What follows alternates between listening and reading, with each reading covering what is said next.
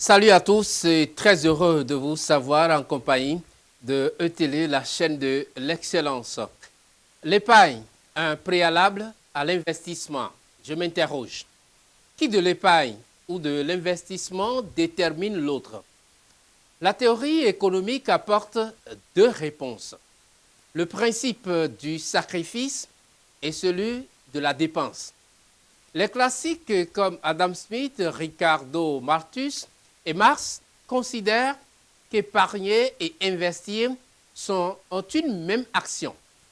Le sacrifice de la consommation présente permet un investissement et une croissance future. Les néoclassiques distinguent épargnants et investisseurs et qui se retrouvent sur un marché des fonds prêtables. Le taux d'intérêt est variable d'équilibre entre l'offre et la demande de fonds. L'idéal d'une finance saine est celui d'une épargne préalable volontaire. Toute stimulation artificielle de l'investissement par des taux d'intérêt bas conduit au déséquilibre inflationniste et à la surcapitalisation. Keynes, en revanche, défend de la confiance des entrepreneurs. Le taux d'intérêt n'équilibre pas l'offre à la demande d'épargne, mais traduit les variations de la préférence pour la liquidité ou propension à thésauriser. Quand les incertitudes face à l'avenir sont fortes, les agents préfèrent en effet détenir leur richesse sous forme de monnaie liquide. Chez Keynes, l'investissement et la dépense en général sont à l'origine de l'épargne. L'épargne d'une période est disponible à la période suivante pour financer l'investissement. Si l'investissement est supérieur à l'épargne, le financement bancaire intervient. Le boom généré par l'excès d'investissement conduit à une augmentation du revenu qui équilibre l'investissement et l'épargne. Et inversement, si l'épargne est supérieure à l'investissement. Madame, Monsieur, merci de suivre E comme écho.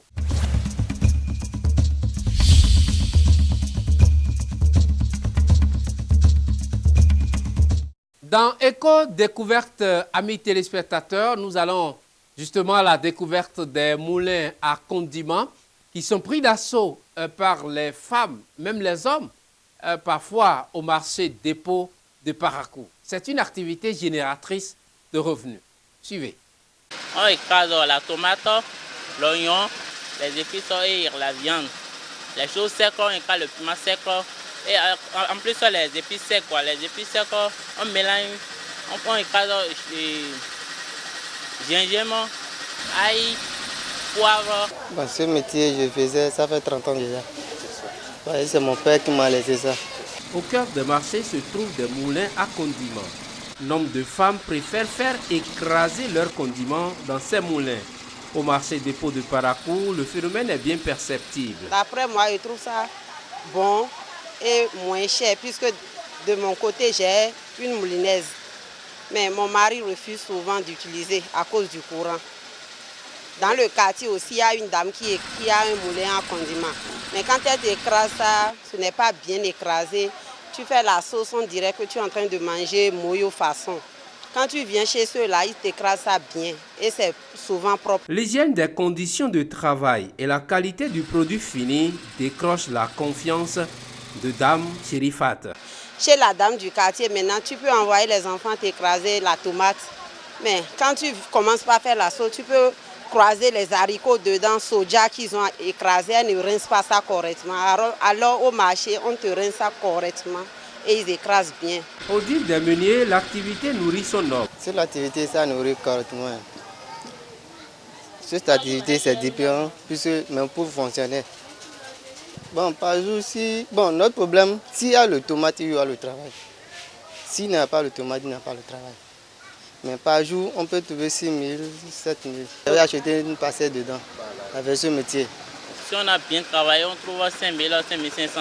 Mais si le marché ne vient pas comme ça, on trouve 3 000, 3 500. Cependant, ces derniers ne sont pas exempts des difficultés comme dans toute autre activité. Il n'y a rien sans difficulté.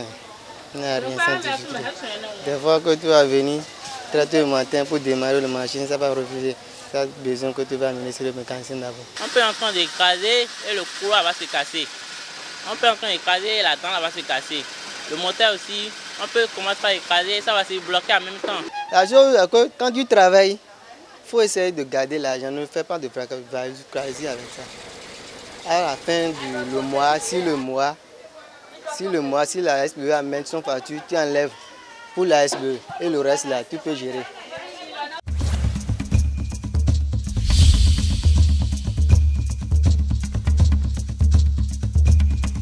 Nous recevons pour vous, amis téléspectateurs, Jules Clément Sosa. Il est consultant en marketing. Il nous parle du marché et de ses composantes. Regardez.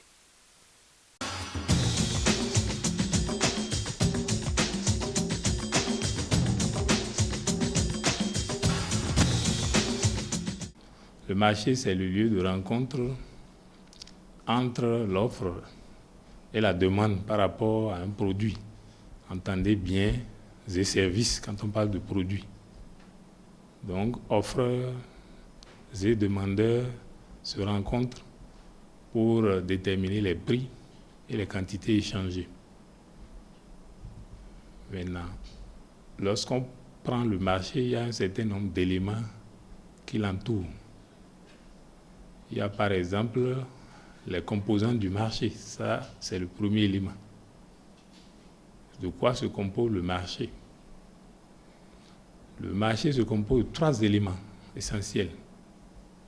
Il y a les offreurs, il y a les demandeurs et il y a l'environnement.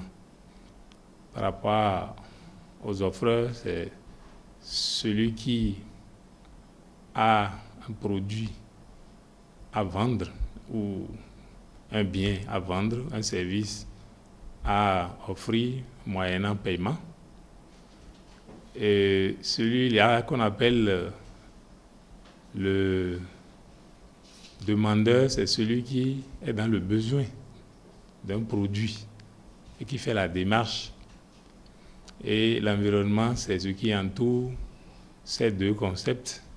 Ça peut être l'environnement juridique, ça peut être également l'environnement socio-culturel. Donc voilà un peu ce que nous pouvons retenir par rapport à la question de composantes du marché.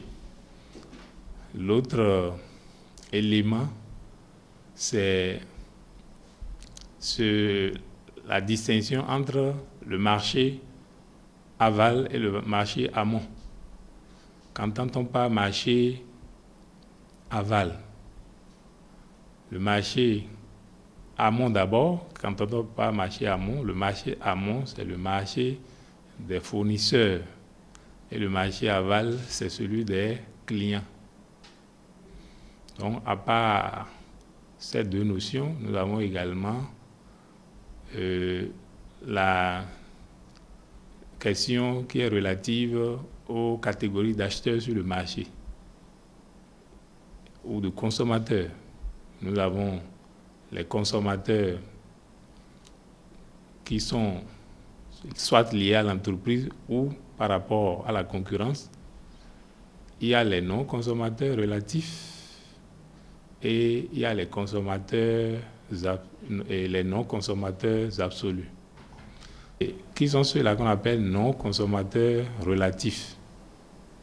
Ce sont ceux-là qui n'ont pas encore passé à l'achat pour certaines raisons, peut-être par rapport à la question de prix, mais qui un jour le feront à coup sûr.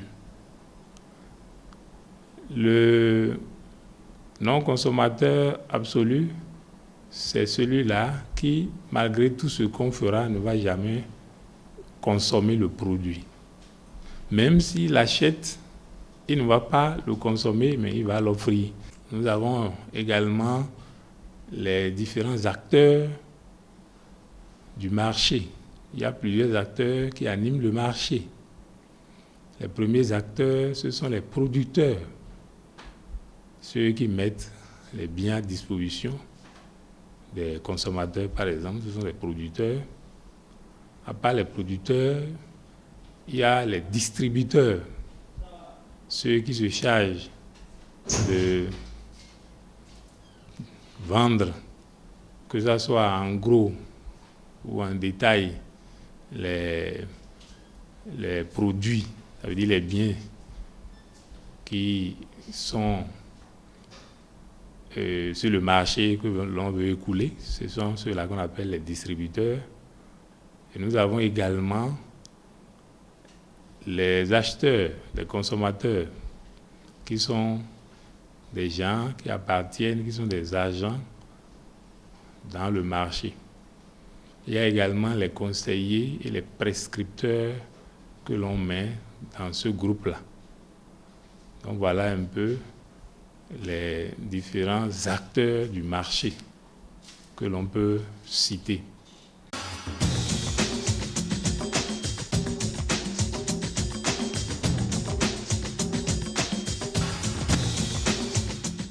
Un marché peut être ouvert lorsqu'aucune marque ne domine le marché. Le marché est ouvert, c'est-à-dire toutes les marques ont la chance de réussir. Le marché est dit fermé lorsqu'il y a une ou deux marques qui dominent le marché. Dans ce cas, on parle du marché fermé. Et à ce niveau, on peut parler d'autres éléments tels que le monopole. On parle du monopole lorsque il y a un seul offreur face à plusieurs demandeurs. Lorsque vous prenez les Microsoft, par exemple, par rapport au PC, on parlera du monopole. On dira que Microsoft a le monopole dans ce secteur-là, par exemple. Et on parle également d'oligopole. Quand on parle d'oligopole, ça veut dire qu'il y a un nombre très faible d'offreurs face à un grand nombre de demandeurs. Voilà un peu quelques nuances qu'on peut apporter lorsqu'on parle par exemple des différents états du marché. Maintenant, il y a un certain nombre d'éléments que celui qui a son entreprise doit pouvoir prendre en compte pour pouvoir prospérer dans le marché. Il faut pouvoir, pour par exemple se positionner sur un marché, il faut l'analyser. Il faut voir qui sont les concurrents qui sont déjà en place. Et à part ça, quels sont les produits que ces concurrents-là offrent aux consommateurs pour satisfaire leurs besoins. Voilà un certain nombre d'éléments qu'il faut prendre en compte pour pouvoir agrandir ses activités, pour pouvoir performer dans ses activités commerciales.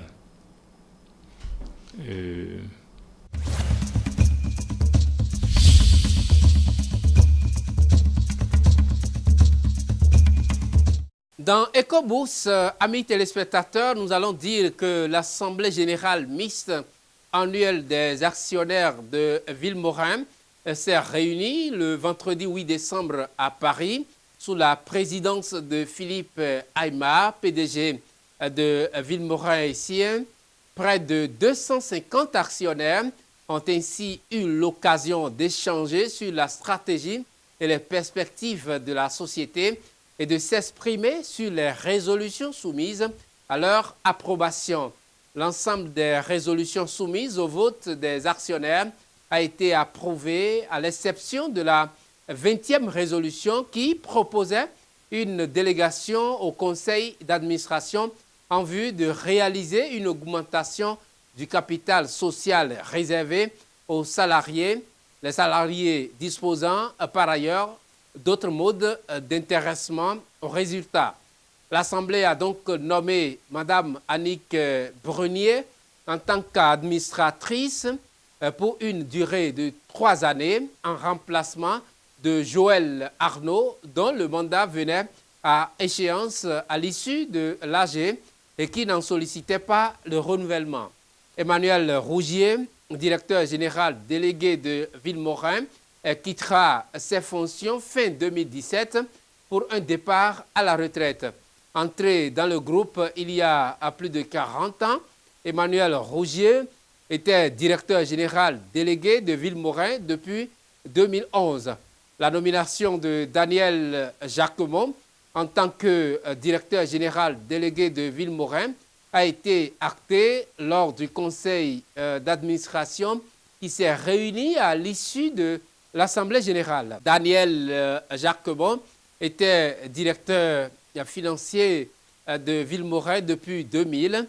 Compte tenu de cette nomination, Vincent Suppiot est nommé directeur financier de Vilmorin. Il en avait à ce titre déjà rejoint le comité exécutif en septembre 2017. L'Assemblée a fixé le montant du dividende net à 1,60 € par action. Cela représente une progression très soutenue, soit plus 45% en valeur nominale par rapport à l'exercice précédent. Ce dividende correspond en outre à un taux de distribution de 38,4% dans la moyenne des exercices précédents.